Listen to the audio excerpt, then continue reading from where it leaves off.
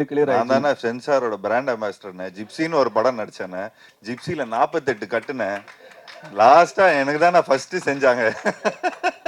என்னண்ணா இப்படி கேட்டீங்க? 48 கட்டின படம் பிளாக் அண்ட் ஒயிட்லாம் ஓடிச்சுனே. ஸோ அப்போ கரெக்டாக சென்சார் முடிஞ்சு கஷ்டம் அதெல்லாம் தாண்டி உள்ள வரோம். கொரோனா வைரஸ் 2 சியும் எங்களுக்கு ரொம்ப கஷ்டமா இருக்குதுண்ணே.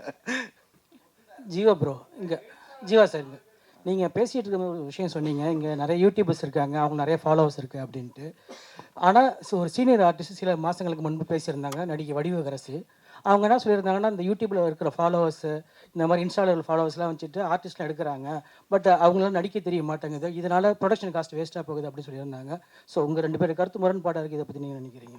அது அதான் அவங்கெல்லாம் எக்ஸ்பீரியன்ஸ் ஆர்டிஸ்ட்னா அவங்க சொல்கிறவங்க. ஸோ அவங்களுக்கு வந்து அவ்வளோ படங்கள் நடிச்சிருக்கிறாங்க. இப்போது நாங்கள் வந்து பார்த்துட்டிங்கன்னா எந்த ஒரு துறையில் போனாலும் ஒரு பேசிக் ப்ராக்டிஸ் ஒன்று இருக்கும். ஒரு ஒத்திகை ஒன்று பார்ப்பாங்க. ஸோ என்னதான் நம்ம டான்ஸ் ரிஹர்சல் பண்ணியிருந்தாலும் சரி, என்னதான் நம்ம வந்து ஒரு டான்ஸ் ஆட போனாலும் சரி, ஒரு ஃபைட் பண்ண சொன்னாலும் எல்லாத்துக்கும் ஒரு ப்ராப்பர் முறையான ஒரு ரிஹர்சல் இருக்குது. ஸோ இந்த படத்தில் வந்து எல்லாருமே அவங்க வந்து அந்த கேரக்டருக்கு என்ன தேவைப்படுதோ அதுக்கேற்ற மாதிரி ஒரு ரிஹர்சல் பண்ணி உண்மையிலேயே அவங்களும் அவ்வளோ பர்ஃபெக்டாக ஒர்க் பண்ணி எல்லாமே ஒரே டேக்கில் முடிச்சிருக்கிறாங்க. ஸோ எனி ப்ராக்டிஸ் பண்ணி எந்த ஒரு விஷயம் பண்ணாலுமே அது வந்து நமக்கு ப்ரொடியூசருக்கு எந்த விதத்துலையுமே அது இதாக இருக்காது. அது அவங்களுக்கு வந்து ஹெல்ப்ஃபுல்லாக தான் இருந்தாங்க.